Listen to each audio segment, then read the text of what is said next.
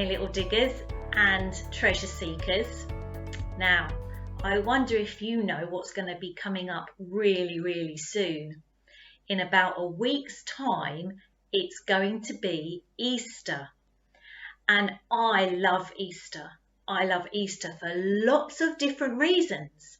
I love Easter because the flowers are outside and they're starting to grow. I love Easter because, I know, we get chocolate eggs and I love chocolate eggs. I've got some chocolate eggs here. Look, they are so yummy. Do you like chocolate eggs too? I expect so. Now, it's time for our story from the Bible. So, get yourself seated comfortably and I'm going to get my storybook. Oh, I wonder where I've put that. Do you know what? I keep losing things. Anyway, I'm going to have to go off and have a look for it. So stay there and make sure that nobody eats my little chocolate eggs. Yum, yum, yum, yum, yum. Yum, yum, yum, yum, yum, yum. Hi, Molly. Yum, yum. What are you doing? Nothing. Molly, what are you up to? Oh, I said nothing. That's not nothing. You've been eating chocolate and it's all over your face. I love chocolate. Me too. I can see that.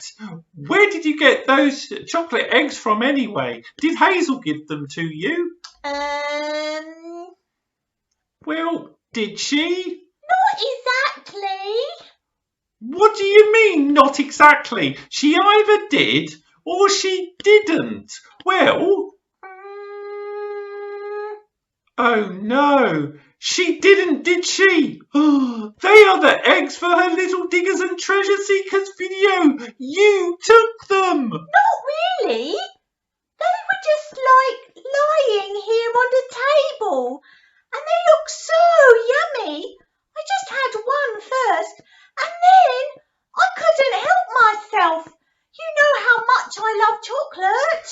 Hazel is going to be really upset that you took them. Not if she doesn't find out. What do you mean? Molly, Malcolm, oh, have you seen my Bible storybook? I can't find it anywhere. I need it for the story. Uh-oh!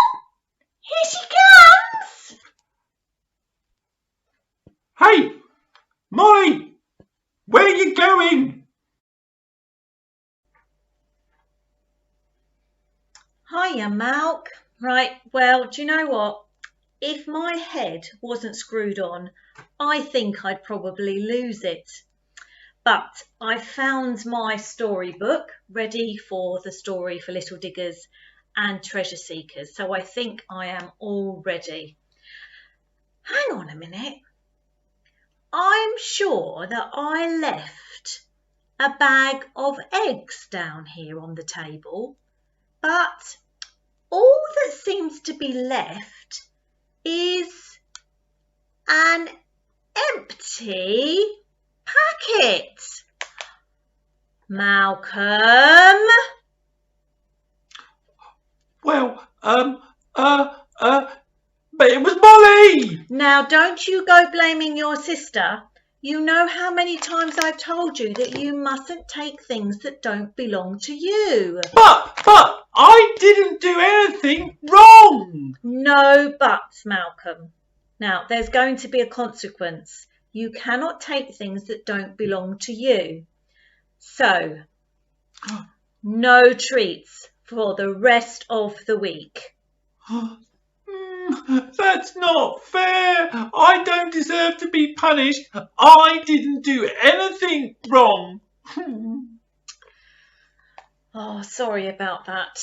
Now, I've got my storybook ready so that I can tell you the real story, the true story from the Bible.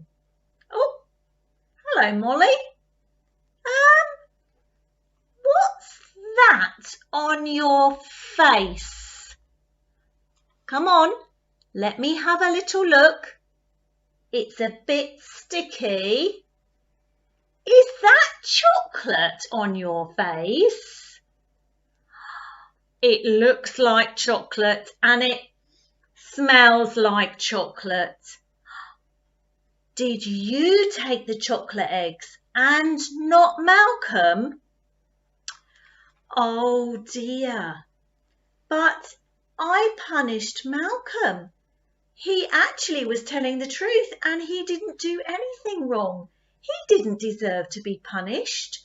You were the one who took the eggs. You deserve to be punished, Molly. Oh dear, poor Malcolm. Well, our story today from the Bible is about somebody else who was punished but didn't deserve it. He had never, ever done anything wrong. But as we'll see, it was all part of God's plan. Now, Molly, I think you better go and wash that chocolate off your face. Everybody ready? Now, at the end of our story last week, we heard that Peter had said that he didn't know Jesus. I wonder if you remember how many times he said that. That's right. He said 3 times, I don't know Jesus. And then, cock-a-doodle-doo, the cock crowed. Let's find out what happens next in our true story from the Bible.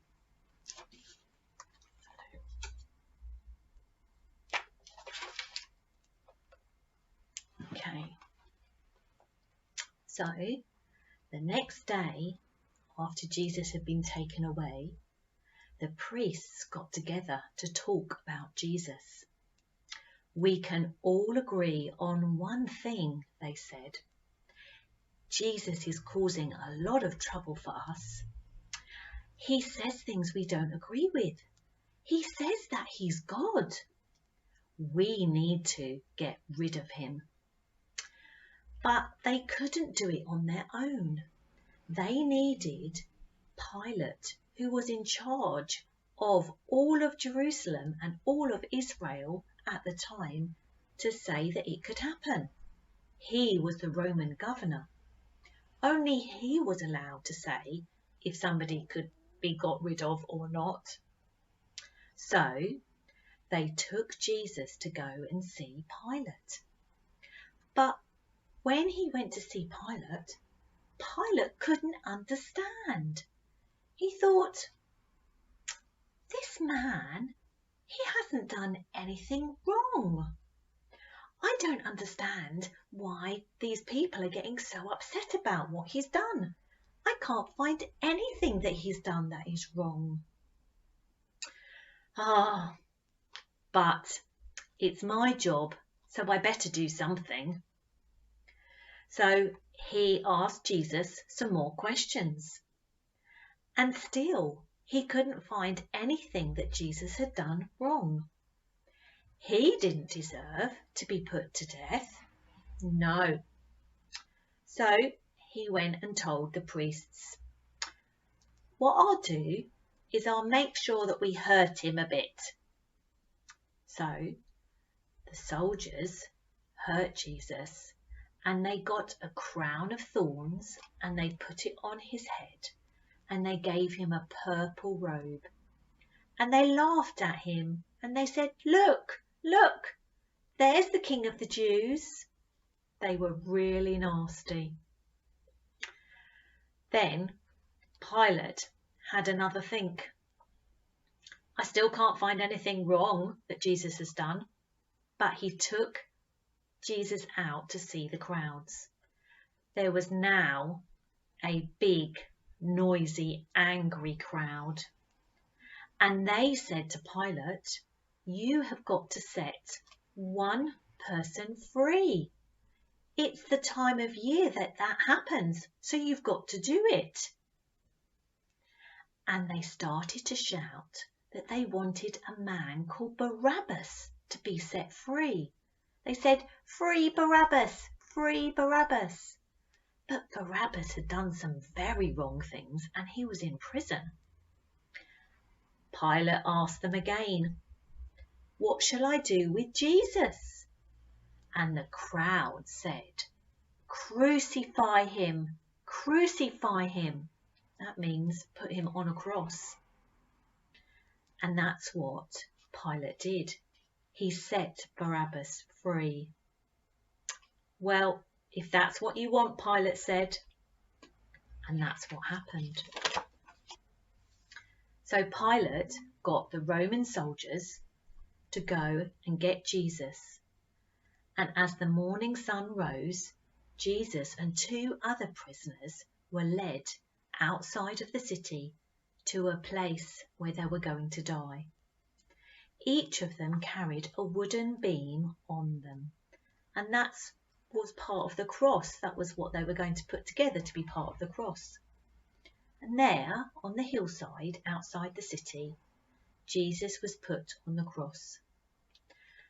And above him, they put a sign. "This is the King of the Jews." And Jesus hung on the cross. After a while, Jesus asked for something to drink, and they gave him some vinegar. Then he called out in a big, loud voice, "It is finished." The soldiers came to see if Jesus had died, and he had. Now there was a man called Joseph, and he came from a place called Arimathea. And he went to see Pilate, and he said, "Please, Pilate, let me take the body of Jesus, and I will arrange for it to be buried." So Pilate let him do that. Joseph and some of Jesus' friends took Jesus' body from the cross, and they wrapped it in linen sheets, and they put it into a new tomb which had been cut out of the rock. Then they put a big stone in front of the tomb, because then it was nearly night time. Now we know, don't we, that Jesus didn't stay in the tomb. And next Sunday, when we're at church on Easter Sunday, we're going to celebrate that Jesus came alive again. But why did he do all that? Was it really God's plan for Jesus, who had done nothing wrong, to die? Well, I've got something I'm going to show you, which I think will help us to understand that it was God's plan all along. In our true story from the Bible today, we found out that Jesus died on the cross. And he died on the cross even though he hadn't done anything wrong. And we were wondering, was that really God's plan? Why did that have to happen? And I'm going to show you something that I think will help us to understand. So, here we go. I'm going to light this little candle. And we're going to say that that candle there is Jesus. Okay, so there's Jesus. And Jesus was with God right at the beginning when he created the whole world. And God and Jesus, they were friends with us. So I'm going to put one of these coins in here to show different people. And that was really good when we were friends with God. But soon people decided that they didn't want to be friends with God anymore. They didn't want God. They didn't want Jesus to be the king of their life. And they decided that they wanted to be the king of their lives. They said, "Shove off, God. I'm in charge. No to your rule." And that was when sin came into the world. Look, we're going to use this to show sin. And sin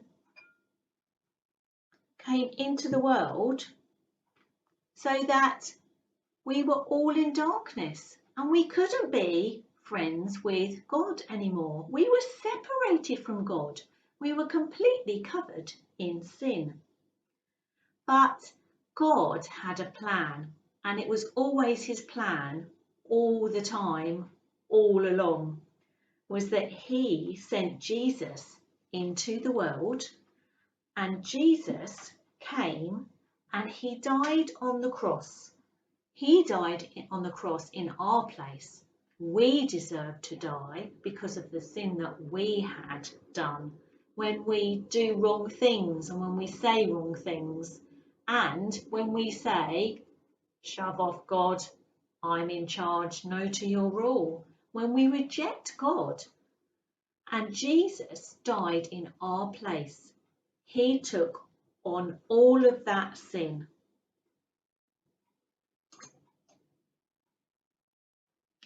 And when Jesus died on the cross, even though he hadn't done anything wrong, he took all of our sin, all those wrong things we say, all those wrong things we do, and when we've said no to him being our King. And as he died on the cross, he took all of that sin out of the world. All of the sin from you and from me, he took, so that we could then be friends with God again. He died in our place so that we can be friends with God. Just like our Bible verse says, God so loved the world that he gave his own Son, that whoever believes in him will not perish but have eternal life. In Little Diggers and Treasure Seekers Zoom time on Sundays, we've been learning a verse from the Bible. I wonder if you can remember where it's from. That's right, it's John chapter 3, verse 16. Well, I'm going to show you something that you can do at home to help you remember it and that you can teach it to the rest of your family. Now, I've got a tray and then I've put some silver foil on my tray. And in a minute you'll see why, so that we can see what I'm going to do. Then I've put some salt on. I'm going to put a little bit more on. If you haven't got any salt, you could use flour, you could use sand if you've got any sand at home, and you could also use some rice. So once I've got some salt on there, I'm going to lift the tray up a little bit, not too far, and I'm going to give it a little bit of a wriggle, and it spreads all the sand out. We're going to need to do that each time we draw something on the tray. So I'm going to use my finger to draw some pictures as I remember the verse. Here we go. For God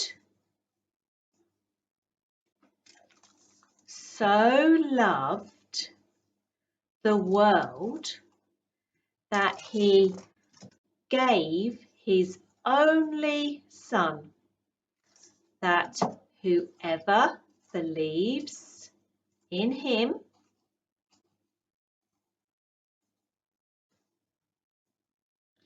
shall not perish,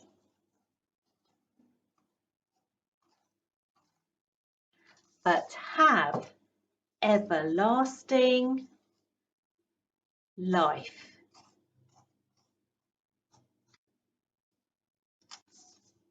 John chapter 3, verse 16. You see if you can have a go at home.